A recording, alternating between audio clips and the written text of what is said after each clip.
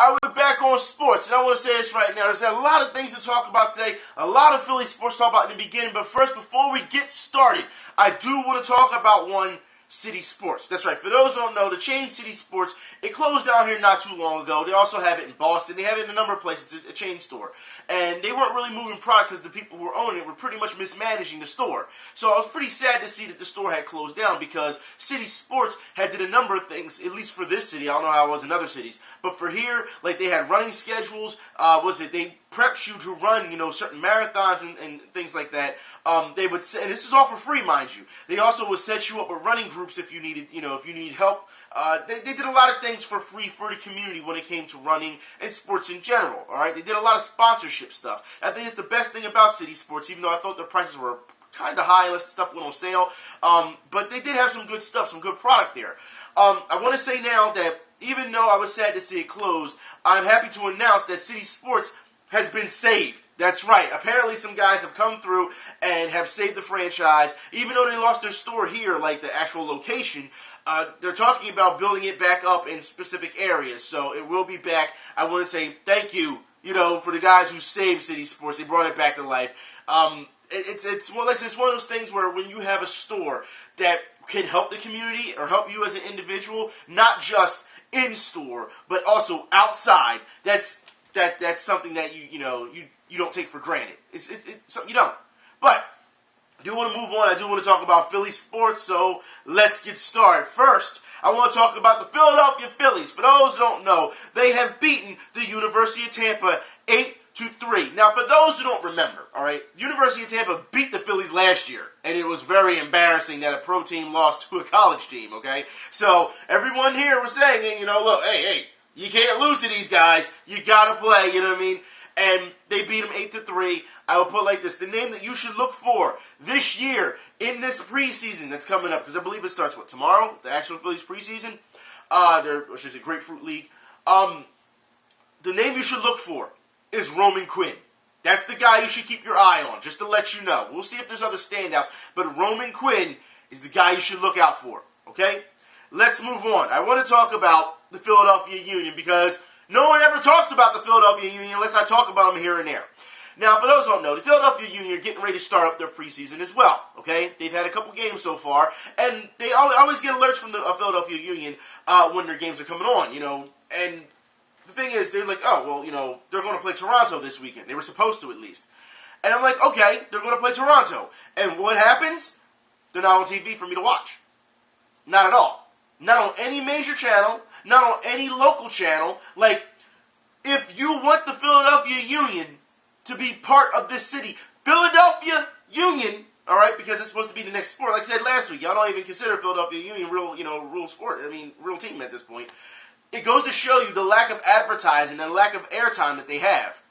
And we understand that us Union fans, don't get me wrong, they've done some pretty piss-poor things in the past when it comes to their management. They've gotten rid of some great players that actually could have took you all the way. All right? We know that. And they want to say, well, it was attitude problems. You got to be able to manage that. But instead, you just got rid of people, you shipped them off, and that was it. And then you got nothing in return. So the team was constantly failing over and over and over. That's what happened. All right? If you think about all the good players they got rid of and they kept, the team would have been stacked. It would have. But it goes to show you, if you're not winning here in Philadelphia, they won't air you. It's that simple. They're not going to air you. They're not going to give you, like, if you look back and you look when the Phillies won the World Series, you could not escape anything Phillies related. You couldn't, because they won the World Series and the media constantly talked about it. Even before the preseason started, they were still airing things. The Phillies, as we know, they're in a rebuild right now. They shown anything? No. Even the game against Tampa Bay, not too long ago, they didn't air that. No. It goes to show you that if you're not winning, this is how the media is. And I'm really hoping that the fan base doesn't get this way either. If you're not winning, they're not going to show you. And that's sad. Like I said, this is supposed to be a sports town, a sports team, big sports town with all our sports teams. You have to support them all, win or lose. Bottom line. Okay? Let's move on. By the way, they did beat Toronto FC, Philadelphia Union. They beat Toronto FC 1-0. Yeah, just to let you know. In Flyers news, Michael Raffl, that's right, for those who don't know, he has signed a 3-year extension with the Philadelphia Flyers, which is a good move. Also, I want to say this now. The Flyers did not make this move. The Panthers were interested in trading for him. So, it's best you got this out the way. I'll say that right now. Also, I want to say that the trade deadline is coming up for the Flyers. I really don't see them making any moves when it comes to the trade deadline. I just don't at this point. I think that this team should just stay on the course the way they're at, and they should... Do y'all hear that? Y'all hear that, right? I just know that y'all hear that, all right? Once again, sirens, can't do nothing about it. Anyways, I really feel as though the Philadelphia Flyers should not make any moves. There's no reason to make any moves this close to the trade deadline because if you're going to go, look, you're not going to go deep into the playoffs. You're not. Players are injured. If you make a move, it'll look kind of premature. You're jumping the gun because what happens if you really don't make the playoffs? You're on the outside looking in at this point with the Flyers, all right? And it could be a do-or-die situation for the Flyers. But one day, you got Giroux hurt. The next day, he gets healthy, but then Voracek gets hurt. And then he's hurt. You know what I mean? Like, it's just back and forth. So as far as I'm concerned, stay the course. The team is talented, but it needs time to mesh and it needs time to grow. They're doing it the right way when it comes to building up from the draft. And they're not just tanking because, as you know, the Flyers are being competitive. If you think about it, the Flyers pretty much lose majority of their games. They're losing in what? In overtime. So they're being competitive, or they lose by 1 goal in the third or whatever. There's not that many blowouts. There really isn't. They are being competitive. Regardless if they lose, they're being competitive. So you got to give them that credit due to the fact that they're still a young team. They have some pieces here and there that are vets, but that's it. You know what I mean? The rest are just a young team. It's not like the Sixers, and we'll talk about them in a minute, okay? But first, I need to talk about the NBA. That's right. We'll get on the Sixers in a minute. Is the NBA really soft these days? And I say this due to the fact that we've said this, I've said this on video, a lot of people have said this, you know, you guys and girls in the comments have said the NBA is soft. Well, now Gary Payton is coming out. That's right, Gary Payton, the glove, that's right, comes out and says that playing in this soft era of the NBA would have gotten him fined. That's right. So it goes to show you that even he feels as though it's soft. And mind you, he was only a guard. Can you imagine what guys like Charles Oakley thought? You know what I mean? Like, you know, rest in peace Anthony Mason. You know what he would have thought when it came to hard fails? Bill Laimbeer. Like, these are guys who, they wouldn't just hack you. They would try to take your whole damn arm off. You know what I mean?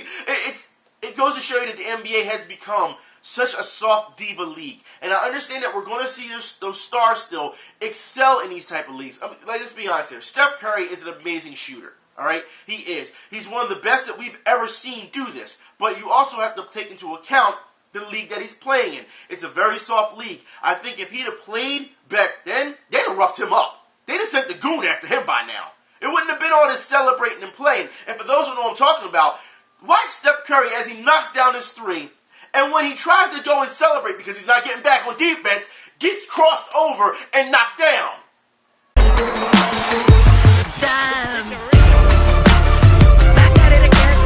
I also think that the reason the NBA is soft also has an influence because of the referees as well. Referees, how do you not call this travel? Clearly, Josh Smith is moving both feet. He's shuffling back and forth, and you don't call travel at all. You should know by now that you need to stay on your pivot foot. Very well in the Eastern Conference right now. Look at Josh Smith is moving his foot back. I mean, he's just moving his pivot foot. The integrity of the league is on the line here when it comes to these type of things. And when you're seeing commentators clearly calling this out, I don't know, when you have so many refs, so many eyes on the floor, how do you miss this? How do you miss it? It's almost like either you're just ignorant and you don't know how you got this job and you just landed ass backwards into it, or you're clearly just deciding, hey, I'm not going to call it because I don't care. That's a problem, a huge problem. And it's something I feel as though if refs keep making these problems, and for those who did not see, I'll put the link in the info bar. NBA refs read mean tweets. You have to understand, refs, if you do not do your job, and something as clear and basic as that, you don't deserve to have your job. It's just that simple. Adam Silver, there's a lot to be cleaned up about this league. And for you to only worry about what players are saying, oh, well, we need better player protection, and you should call this more because the life expectancy of our players. I'm not trying to hear it, man. I'm just not. At this point, you should know by now that it has to be a trade-off. Okay, if you want more protection, if you want it to be a little bit more clean, more fair, more safe for your players so they have more longevity in this league, then guess what? You got to stop the flopping. You got to stop the blatant traveling. You got to stop. Seriously, if you don't do these things, because it has to be some type of 50, you have to meet them halfway, 50-50. You have to. All right? This goes from the players in the league. We see this time and time again. Like I said, if the commentators can see this clear as day, we can see this clear as day. Adam Silver, you got to do something about this. If this is your baby now. This is not, you can't put this on Stern anymore. You know what I mean? This is your baby. So you got to take care of it. You got to clean it up. Speaking of cleaning things up, let's talk about the Philadelphia 76ers. I think as though we need to clean things up around here. I think a lot of players in-house need to be shipped out. And you say, well, Ben, they wouldn't have any players if they were shipped out. I know. For those who did not see the game last night, when you're getting blown out, okay, by the Orlando Magic, you gave up damn near 80 points, 77 to be exact, all right, 77 points in the first half. In the first 77 points in the first half. Are you playing defense? Are you playing defense? And here's the thing, all right, they had 12 turnovers in the first half, which this is typical Sixers at this point. You should just be like, that's not that big of a deal. That's kind of sad, I know. But the fact is, this team didn't play any type of defense whatsoever in the first half. In the second half, they only had 5 turnovers, which shows you they cleaned up, they played harder. The Orlando Magic, let's be honest here, all right? They laid off the gas, especially after the third. They were just like, all right, we're just going to go through emotions because this game could have been a lot worse than what it was, okay? But the Sixers have had a lot of defensive problems as a league. And when you're seeing these type of things, and I put it like this, if anyone did not see the post-game interview with Brett Brown, you know what? I'm starting to feel bad for Brett Brown. Because night after night, they ask him the same questions on how this can get cleaned up. And last night, I guess he just took exception to it, and he was mad. He was going off on the reporters. He's just like, no, this is how it is. That's how it is. Bottom line, like he's just yelling at reporters. And I'm just like, get mad on him. You know what? At this point, when you're seeing how bad this team is performing, it almost makes you feel, don't get me wrong, partially this is Brett Brown's fault. But you do have to look at the front office and say, these are the pieces you gave Brett Brown. He's the guy who's under fire night after night. It's not Sam Hinkie. You know what I mean? That's the sad part about this. Because Brett Brown, like I said, Sam Hinkie, we're not going to forget that report when Jahlil Okafor, all those fights were going on. Sam Hinkie went hiding, which he was supposed to do as a GM, and was supposed to step up and say something about it to address the issue, and he let Brett Brown take all the heat for it, which is, you don't do that at all. That's a punk move. You know what I mean? That's why so many people were mad at Sam Hinkie when it comes to inside the NBA, the coaches union and all that type of stuff. That's why they were mad. But Brett Brown, I don't think he's going to be here long enough to see this thing through. Let's look at the last 6 games. It's a defensive issues. Let's look at the last 6 games, the Sixers. How many points they have given up to teams?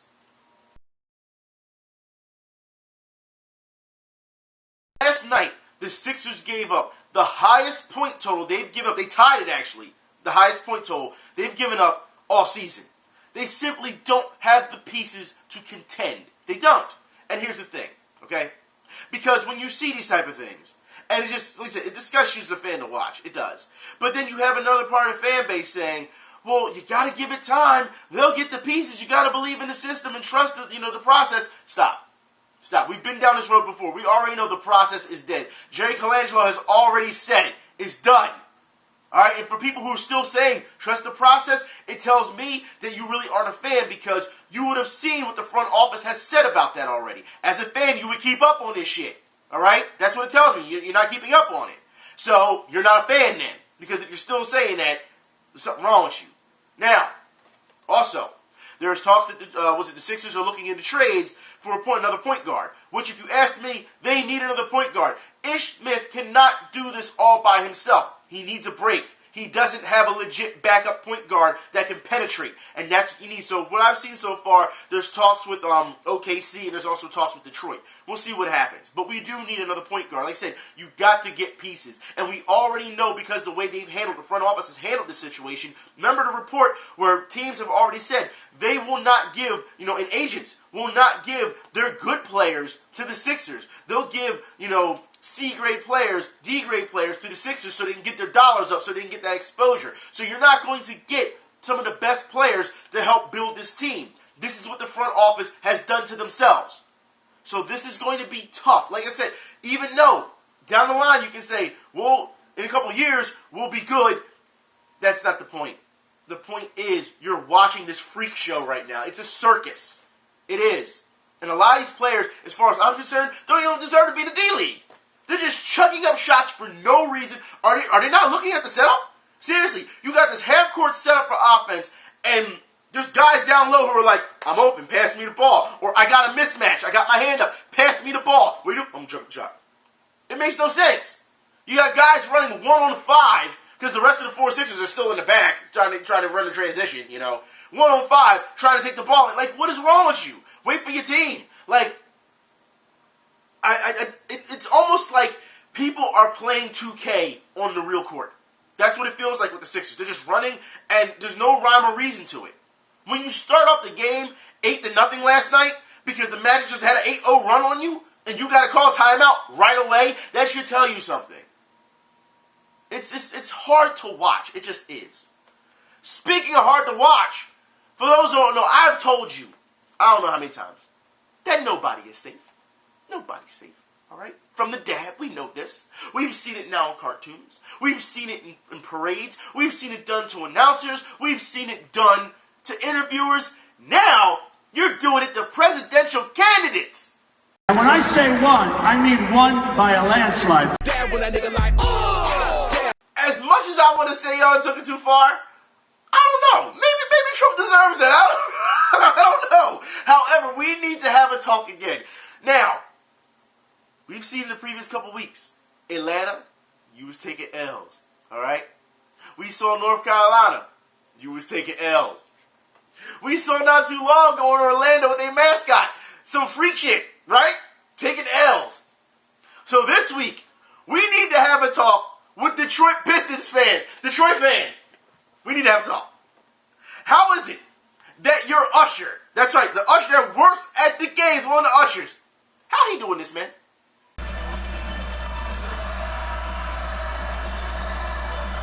And some entertainment for the fans here. And quite frankly, not an especially good crowd, but you have to give credit to those who showed up tonight. Is that a plant or is that a real usher?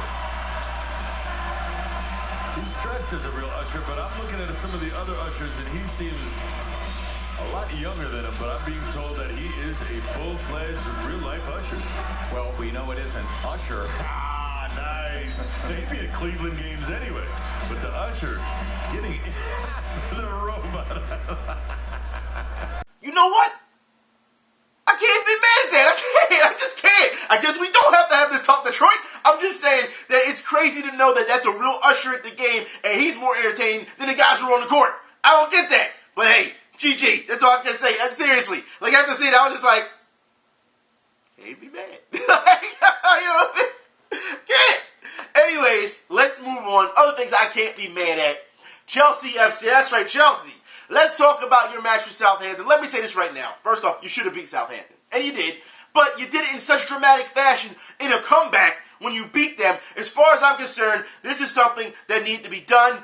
It was absolutely ridiculous that they scored on you anyway because, as if anyone watched the game, it was a mistake by the defense. They made a mistake and they paid for it. That's what it was. All it takes is one mistake. It goes to show you. However, they came back, tied it, and then, of course, in the end, came back and won, which they deserved to win due to the fact that the pressure that he put on Southampton near the end, they deserved the goal. So, as far as I'm concerned, all around, great game for Chelsea. Let me say this right now. Given the rest of the schedule of what we have left, there's only 2 teams I am worried about, because for those who don't know, we are in the top table now. We are in 11th place right now. That's right, Chelsea. All right? The rest of the teams that you have to face, the only teams that I feel are a threat, as far as I'm concerned, are Tottenham and Leicester City. That's it. Every other team you should beat. You already beat Man City. You played their youngins, but it doesn't really matter. You can beat them.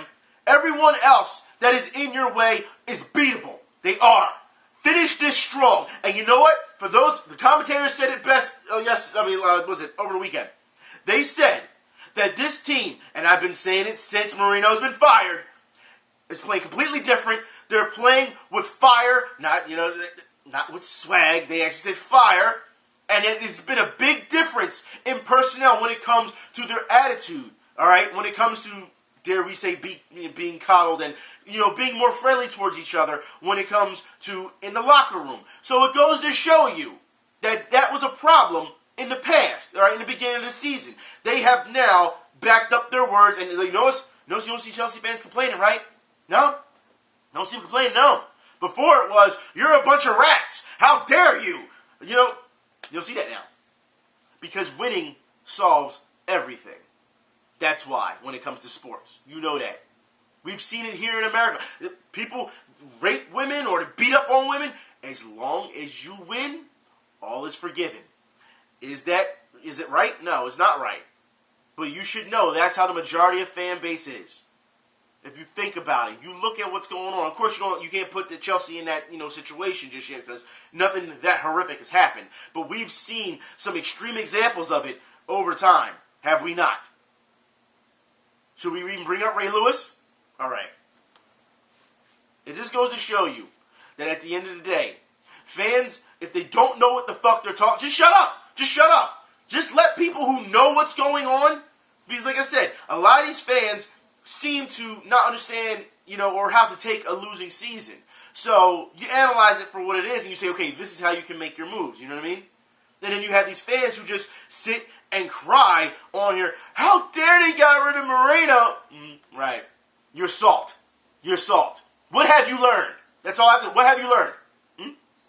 But like I said, at the end of the day, this team is running on all cylinders right now, and they are playing great. They're actually having more chemistry with each other when it comes to passing the ball as well. I think Costa needs to look to his left a little bit more, but it is what it is. You know what I mean? It just goes to show you that this team can really excel if they're motivated enough. And I think that's what they're getting right now. They're proving to everyone, hey, they're still here. And it's great to see. I understand that before they were almost in relegation and we had a lot of games left, but that's not the point. They shouldn't have been there to begin with. And I think people misunderstood me when I was talking about that because they shouldn't be there. That's what it comes down to. But, since we're talking about football overseas, we're going to have to talk about the Griffin Force flop of the week. That's right. You've got to be kidding me. I'm going to give you 2. That's right. I'm going to give you 2. Because it's absolutely ridiculous that we're seeing this. You cannot tell me when Arsenal is playing, all right, and it's not even a scramble for the ball, okay? A slight touch on the shoulder, and you're going to grab your face. Barcelona again. And I know that we've talked about this before about Barcelona and flopping. That's all they ever fucking do. All you got to do is put in Barcelona flopping. I'm sure you can see enough videos on YouTube for it. But you can't sit here and tell me that this is okay. Messi and Suarez against Celta the other week. To that in the situation, I think he just seen that, he's caught him with his right hand, and then he reacts to that when he gets up, but it is really. He didn't even touch his fucking face, and yet he's going, oh my God. See, this is the shit that pisses me off. This is exactly why I don't like Barcelona. I never have, and I tried to give them the benefit of the doubt this season when they were playing. I said, you know what? No, I'm seeing too much of it, and now it's official. I never will like Barcelona. I don't care what they do. I don't care who they have. Oh, but they got Messi. I don't give a shit. They got Suarez. I don't give a shit. The fact is, if this is what you have to do to get by, that's gross. That's fucking gross. And have we seen it in the EPL as well? Yes, we have. And I call it every fucking time, do I not? So the fact is, if someone like this, a powerhouse like Barcelona, does this shit, yes, it pisses me off a lot. It does. Because after that, you know what? I don't cheer for Arsenal at all. But when they did that, I was hoping Arsenal had beat the shit out of them for the rest of the game. And of course, now I know how Arsenal fans feel because when they decide to cheer for Arsenal, they shit the bed every fucking time. That's what happens. You know what? As far as I'm concerned, I don't know how Arsenal fans can put up with that week after week. I don't understand that. Seriously. You have the firepower, you have the pressure, and then for some weird reason you find a way to fucking lose. I don't get it. Unreal. But that's not all. No, we actually have managers now who are upset at flopping. And once again, this time on the Arsenal side, and when they're trying to show the ref what they're talking about, they demonstrated themselves. Now what's going on the sideline? Louis Van Gaal's in the technical area. Oh, they're on their feet around Old Trafford. Oh, goodness! So as you can see, I'm showing you the FA Cup flopping, the EPL flopping. It just goes to show you, people are sick of this. They are. And it's really out of hand. I'm going to move on now. I want to move on. I want to talk about the CrossFit Games, the Invitational, that's right. For those who did not get a chance to see this over the weekend, I am just blown away by the physical stature of some of these men and women. It takes so much heart to do this. It's just, as far as I'm concerned, it is something I could never see myself do due to the fact that it takes, if you see the way these people train, it takes so much to train. Like, I don't think I have enough hours in a day to train that way. You know what I mean? The way they're training for these CrossFit Games. It is the elite of the elite. These are people who, if they don't win the CrossFit Games, they could clearly go into the Olympics and go win a medal. You know what I mean? Like, this is something that you see, and every time I watch this, I'm in awe of it. You know what I mean? I'm just in awe of it because it just goes to show you just how physical. These women were deadlifting, all right? Deadlifting, cinch holding, 225. And they were doing it for a number of minutes, just holding. Same thing deadlifting. It was crazy to watch. And the men are rowing. You know what I mean? And then every time the woman would put down the weights, all right, the men would stop rowing. Then the women would pick it back up because they would get tired. Now, mind you, if they didn't get tired, they could hold the entire time. But it's crazy to watch the physical strength it takes to do this, the sheer determination it takes to do this. And they were doing it in teams, the Invitationals for teams. So you had 2 women, 2 men. You know what I mean? And they had to work as a team. And they were saying, especially the people, it was the Pacific team, they were saying how nobody trained together. They all trained as an individual, you know, like they were getting ready for the CrossFit Games in general, and then they just had to come together and figure it out as they went along. That, to me, is just like, that's crazy, to see the way they were trying to work things. And you can tell people were getting tired, they were running out of stamina, and like this, even people who were running out of stamina, they're still at the top of the top when it comes to being physical compared to your average Joe. Like, it was crazy to watch. And to see these women, these legs on them, it's like, yo, if she decides to kick something, somebody's going to die. You know what I mean? The legs on these women were just, I swear, the one woman, her one leg had to be bigger than my entire body. That's what it looked like. I was like, what the fuck? Like, and I also have heard talks, I'm not saying it's true, I've heard talks of some of the stuff that they take. You know what I mean? And, you know, to get them by. And I don't know how true that is. Because some people were like, you know, I'm just waiting for her balls to drop. You know what I mean? Like, it's one of those things, you know, and I don't know exactly what's going on with that. I don't know their screening process, and, you know, but you've got to be, like, when you see these people, and the way they're magnified, now you have to also understand that because it's on TV, they look bigger than what they really are, so it adds 10 to 15 pounds to you, okay? The camera does. It doesn't matter what camera. Adds 10 to 15 pounds to you.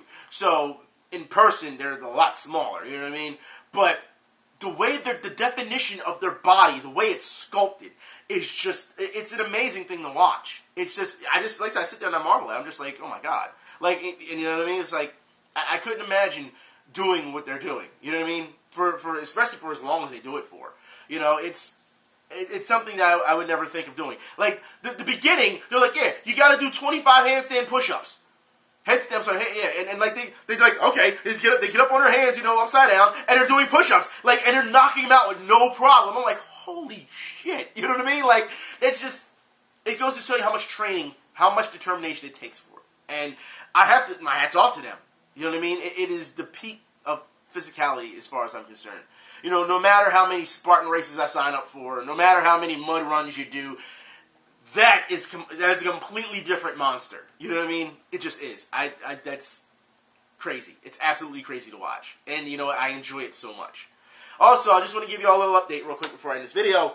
About boxing, about the promotion. Yeah. Not too long ago, about a day or so ago, promoter got in contact with my trainer, and he asked me if I was going to take the fight. And my trainer was like, nope, we've moved on to MMA. You know, we moved on to jiu-jitsu, MMA, we're going to go MMA. And the guy begged for me to take the fight. And my trainer's like, but you're not offering enough. He's like, okay. He's like, I'll offer you an extra $50. He's like, what? $50? He's like, no thanks. No sale. No, that's it. We're done. So then the promoter asked if we knew anybody who would want to buy any ad space for the fight. And we're like, no, we don't know. We don't mind helping people out, but we don't know anyone like that who would do that right now.